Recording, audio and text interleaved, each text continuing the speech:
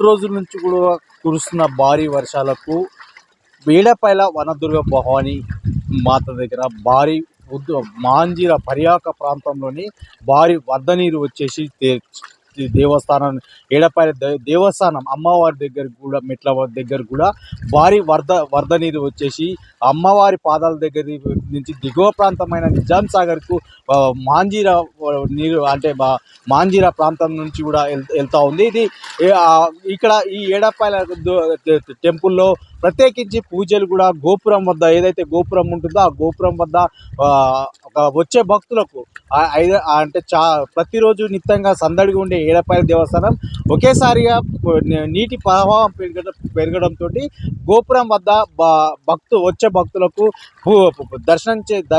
అమ్మవారు దర్శించుకోవడానికి అక్కడ ఏర్పాట్లు చేశారు. ఈవో ఎవరు అంటే ఇక్కడికి వచ్చే అంటే మాంజీర ప్రాంతానికి ఘనాపుర ఆయకట్ట పొంగిపోలుతో ఉండడంతో ఈ ప్రాంతం అంటే దిగువ ప్రాంతం అయినటువంటి దిగువన ఉన్నటువంటి ఏడపాయల అమ్మవారు టెంపుల్ ముందట కూడా ఆ మాంజీర నది భారీగా తరలి దిగువ ప్రాంతానికి వెళ్తూ ఉంది.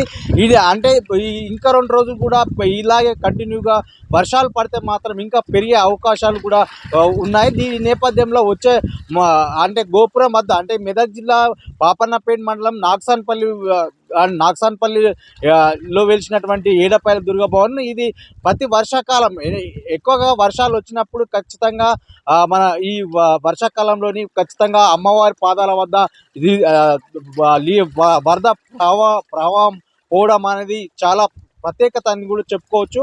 ఖచ్చితంగా ఆ ప్రవాహం పాదాల దగ్గరికి వెళ్ళడం అనేది అంటే అమ్మవారు అంటే మొత్తం కడిగినట్టు అని అక్కడ ఉన్నటువంటి పూజారులు కూడా చెప్తూ ఉంటారు.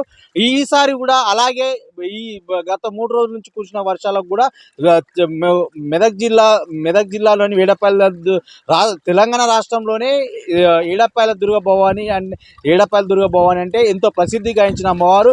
ఈ అమ్మవారి దగ్గర మాంజీర ప్రభావం నీరు అనేది దిగువ ప్రాంతానికి నిజాం సాగర్కి వెళ్తుంది.